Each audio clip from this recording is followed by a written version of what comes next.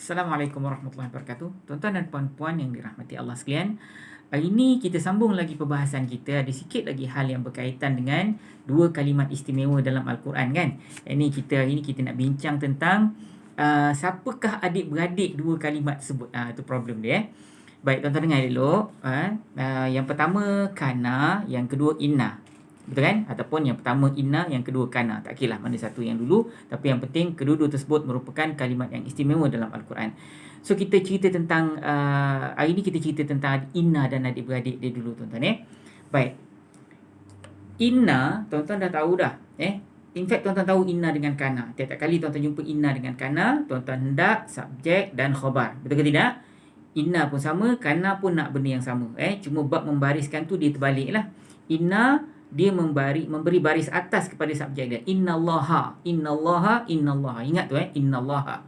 Kemudian alimun, maha mengetahui. Alimun tu dia kena marfu'. Sebab apa? Sebab dia khabar kepada inna itu. So inna dia nak subjek dan khabar, dia memberi pangkat mansub baris atas kepada subjek dia dan dia memberi pangkat marfu' kepada khabar dia. Sebab tu innallaha. Tuan-tuan akan jumpa inna, lepas tu Allah mesti innallaha. Innallaha alimun. Kalau kana pula kanallahu, dia terbalik, kanallahu aliman. Dia bersilang tu kan, kanallahu aliman. Bila tuan-tuan ingat innallaha saja, yang lain-lain tu semua akan fall into place insya-Allah. Tuan-tuan, yang lain-lain tu tuan-tuan akan ingat dengan sendiri. So innallaha, hari ni kita nak fokus pada innallaha. Innallaha, inna, kita nak bahas tentang inna. Baik, tuan-tuan dan puan-puan yang dirahmati Allah sekalian, inna ini dia ada adik-beradik dia. Jadi adik-beradik dia tu tuan-tuan tak ada masalah sangat, sebab memang kita letak pada pelajaran kita peringkat yang ketiga bab haraf. Kalau tuan-tuan tengok, tuan-tuan semua dapat benda ni. Tuan-tuan tengok layan yang ke-6. Layan yang ke-6 ni, yang warna pink ni, dia bercerita tentang haraf peringkat ketiga tuan-tuan. Ini kita akan bahas pada hal yang berkaitan dengan pengajian haraf peringkat yang ketiga. Yang mana nanti tuan-tuan boleh buka tuan-tuan boleh buka nanti. Dia ada 3 ruangan tau. Layan yang ke-6 dia ada 3 ruangan, tapi tajuk besar dia haraf atau sendi yang mempengaruhi kalimat lain. Yang mempengaruhi kalimat lain. Ada haraf ataupun sendi ni tuan-tuan, dia menjadi penyebab kalimat lain tu akan berbaris depan ke, berbaris atas ke, berbaris bawah. Tuan-tuan ingat tak kita pernah dijelaskan tentang haraf jar?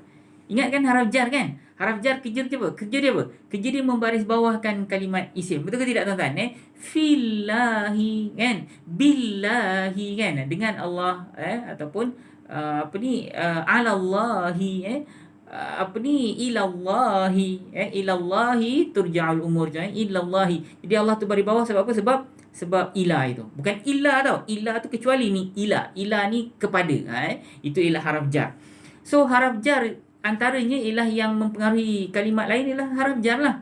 Dan ada juga haraf-haraf yang lain mempengaruhi kalimat lain. So ada haraf yang mempengaruhi kalimat isim saja, macam haraf jar tu lah. Ada haraf pula dia mempengaruhi kalimat fi'il saja. Dan ada jenis haraf pula dia mempengaruhi dua-dua. Dia jumpa isim pun dia buat kerja, dia jumpa fi'il pun dia buat kerja juga. So itu antara haraf-haraf yang kita belajar pada peringkat yang ketiga nanti. So saya bukan nak jelaskan perkara tersebut hari ini. Cuma saya nak ambil satu part saja, yang mana kalau tuan-tuan nak tahu mana dia adik-beradik inna, tuan-tuan pergi tengok, dekat kelompok yang pertama ni tuan. Kelompok yang pertama ni tuan-tuan boleh buka sendirilah, sebab kalau saya tunjukkan dia agak terbalik nanti tuan-tuan tak nampak. Nanti kejap lagi saya fokus masa kita ambil ayat nanti. So tuan-tuan tengok nanti haraf yang mempengaruhi kalimat isim, tuan-tuan akan nampak kat situ ditulis tuan-tuan pergi nombor 2. Nombor 1 tu haraf jar, nombor 2 tu inna dan yang sebanding dengannya. Inna dan yang sebanding dengannya tu, kalau tuan-tuan belajar sistem lama dia kata inna wa akhawatuha. Apa makna akhawat? Akhawat ni adik-beradik perempuan tau. Jadi kalau kita nak terjemah secara harfiah, inna dan adik-beradik perempuan dia.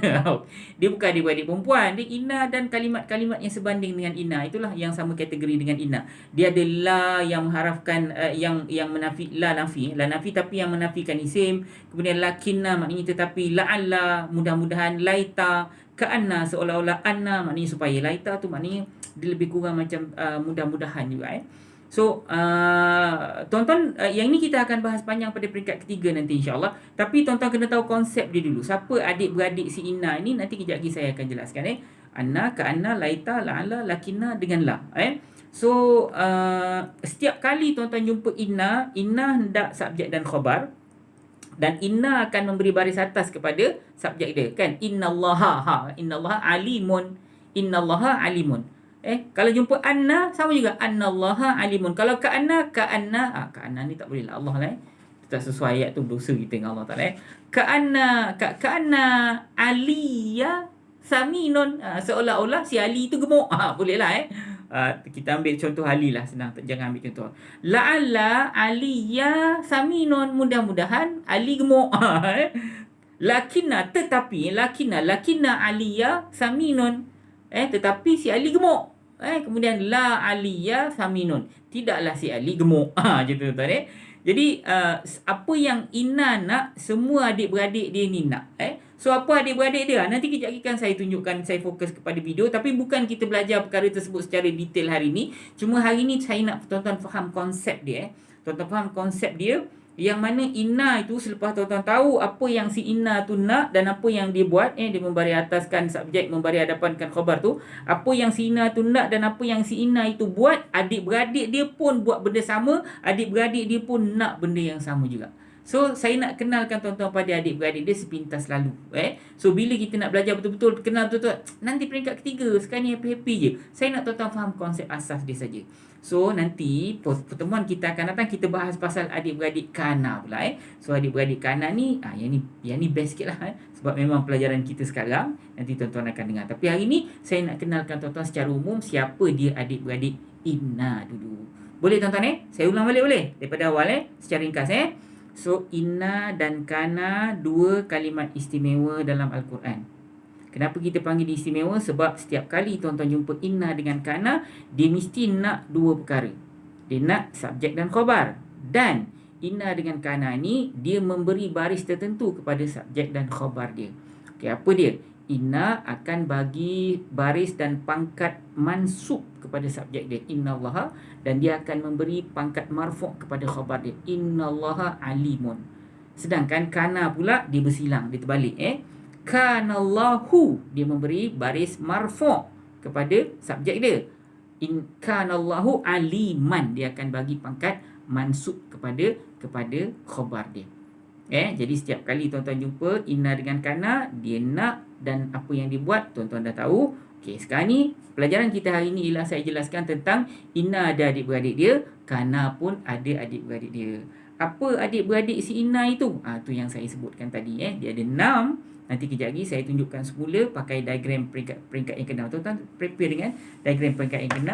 Dan kita nak ambil contoh ujung ayat surah Al-Baqarah, ayat 21. Hujung ayat 21 daripada surah Al-Baqarah, muka surah 4.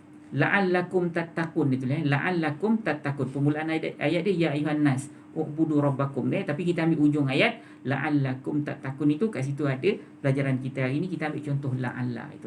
La'alla tu salah satu daripada adik-beradik inna. So tuan-tuan standby dengan dengan diagram pink ni.